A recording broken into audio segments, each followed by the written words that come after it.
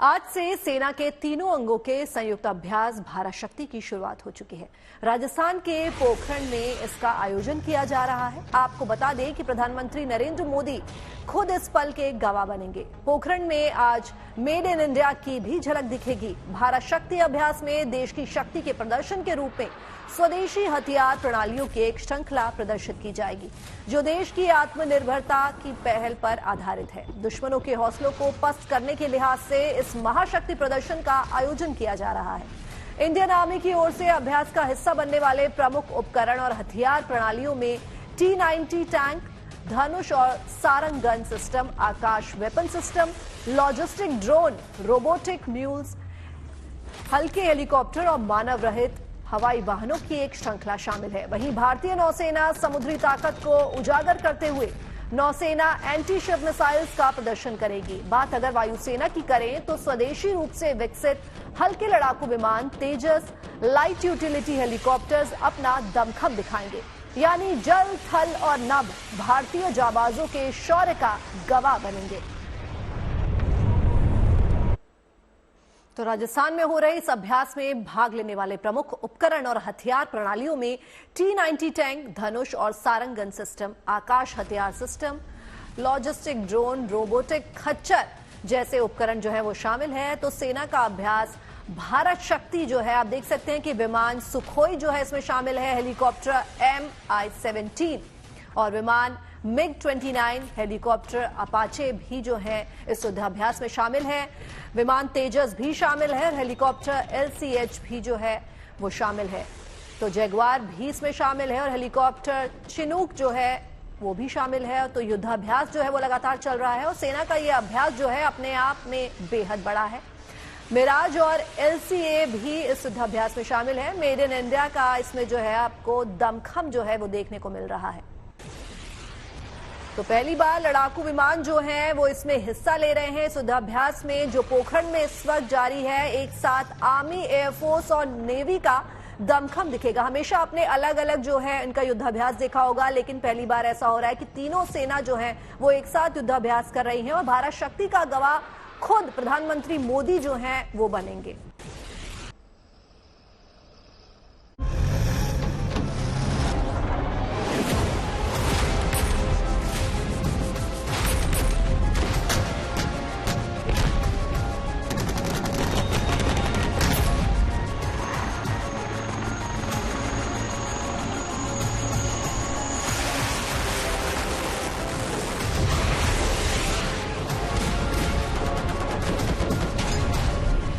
Tank की गर्जना, missile की मार,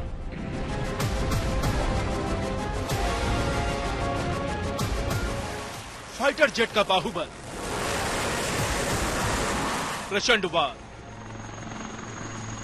एक साथ आर्मी, एयरफोर्स और नेवी के योद्धा।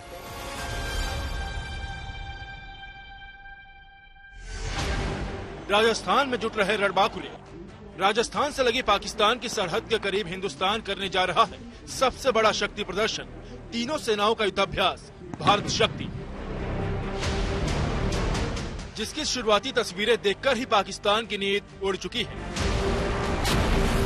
जैसलमेर के पास बने एशिया के सबसे बड़े पोखरण फील्ड फायरिंग रेंज में दुनिया देखने वाली है भारत का दम, भारत के स्वदेशी हथियारों का दमखम। तीनों सेनाएं भारत में बने हथियारों की ताकत दिखाएंगी। ये नए भारत की ताकत की परीक्षण है, लेकिन मैसेज सरहद पार दुश्मन के लिए है। इस युद्धाभ्यास में प्रधानमंत्री मोदी शामिल होंगे।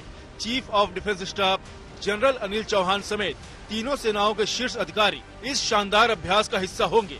स्वदेशी हथियारों की ताकत देखने के अलावा दुश्मन के खिलाफ सेना की मिलीजुली रणनीति पर मंथन होगा। स्वदेशी हथियारों की खूबियों को देखने समझने के साथ रण क्षेत्र में उनके इस्तेमाल की स्ट्रेटेजी तय होगी।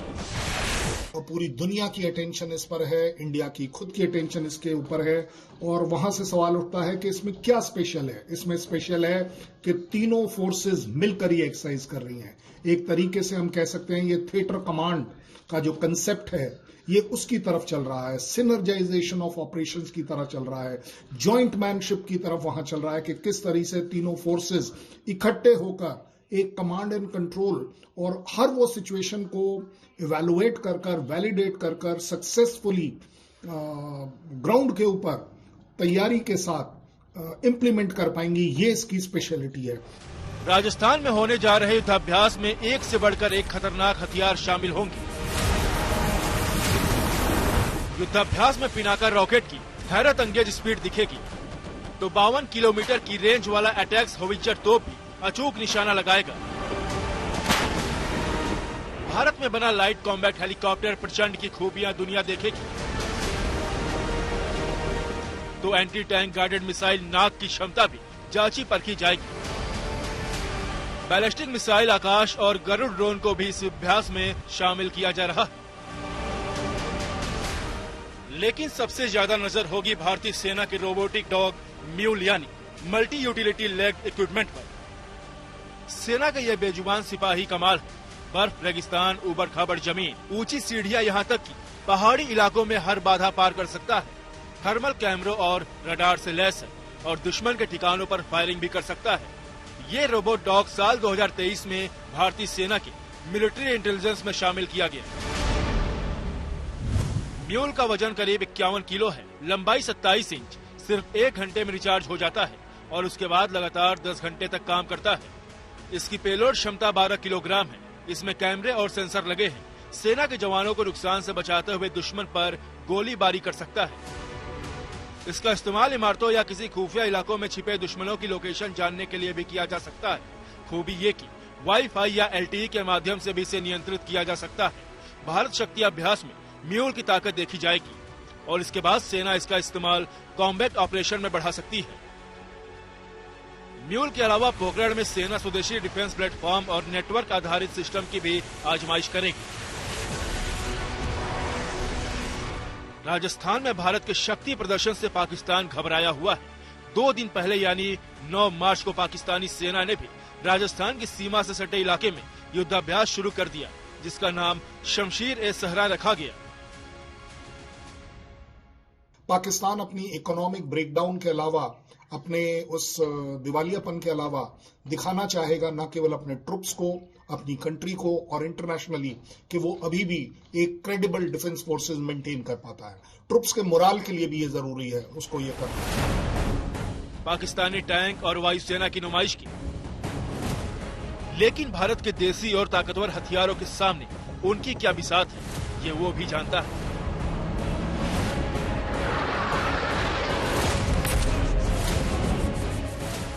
मंगलवार को जब जैसलमेर में हिंदुस्तान के टैंक चलेंगे, मिसाइल गरजेगी, फाइटर प्लेन दहाड़ेंगे, तब पाकिस्तान का क्या हाल होगा समझा जा सकता है। Bureau report, good news today.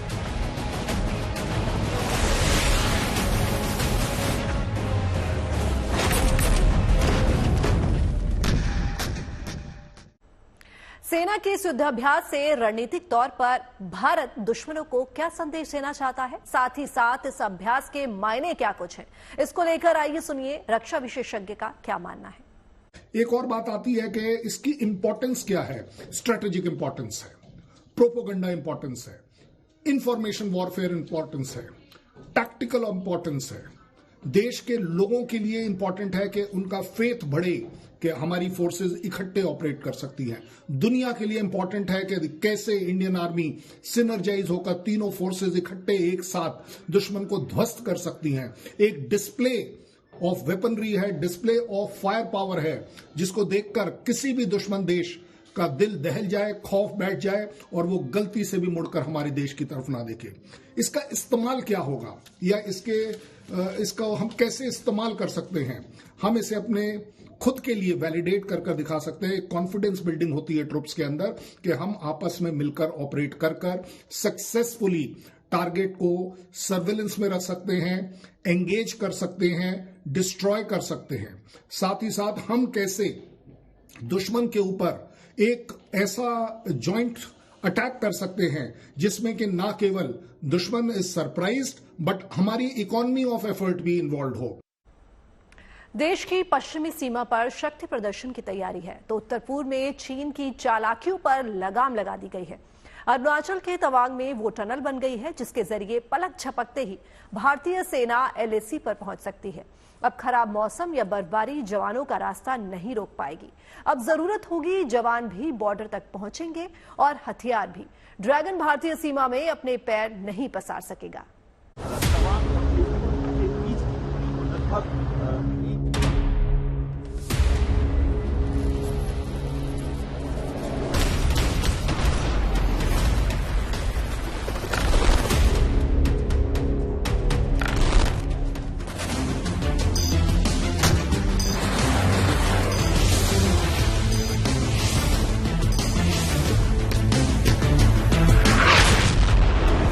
चीन की चालबाजियों पर लगेगी लगाम।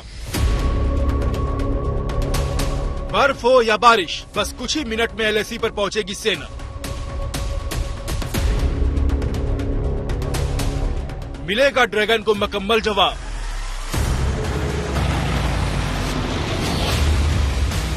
क्योंकि अरुणाचल को मिल गया है सेना टनल।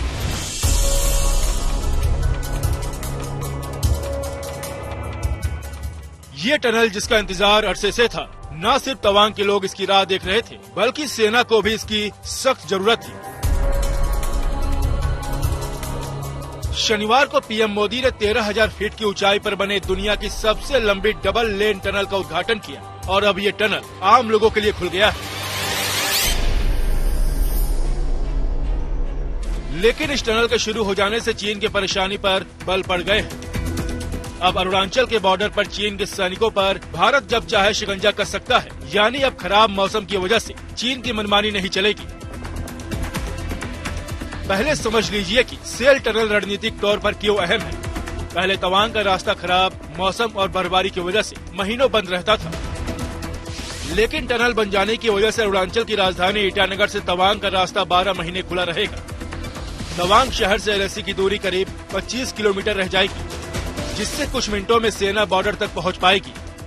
चीन की खलबली है ये सेला टनल, क्योंकि ये सेला टनल बनने के बाद से भारतीय फौज को बहुत सहूलियत होने वाली है और खास तौर पर चीन को मुश्किलात का सामना करना पड़ सकता है, क्योंकि वो जो भारतीय आर्मी के जो व्हीकल्स हैं उनके जो मूवमेंट है उसको जो नजरदारी कर रहा था, उसको जो देख रहा था, उसके रडार से अगर ये टनल के माध्यम से जाएंगे तो हम तो फट जाएंगे। पहले ईटानगर से तवांग की 448 किलोमीटर की दूरी तय करने में 12 घंटे से ज्यादा का समय लगता था। अब 8 घंटे में ये रास्ता तय होगा। अब सेना को सेला पास से नहीं गुजरना होगा, बॉर्डर तक आसानी से पहुंच होगी तो चीन को टक्कर देना आसान हो जाएगा। दिसंबर 2022 से चीनी सैनिकों ने इस इलाके में घुसपैठ की थी और उनकी भारतीय सेना से झड़प हुई थी। जब ये टनल बन रहा था, GNT की टीम ने उसे करीब से देखा था। सेला टनल बनने से आपको सेला का टॉप जाने की जरूरत नहीं पड़ेगी। आपको मेरे हिसाब से घंटों के हिसाब से आपका समय बचेगा, रैपिड डिप्लॉयमेंट होगी। टैक्टिकली आप देखेंगे कि तवांग एंड फॉरवर्ड एरियाज को हम विंटर स्टॉकिंग जो करते थे वो अब हमें 12 months a day 24 hours a day हमको अवेलेबल हो जाएगी, जो पहले नहीं थी।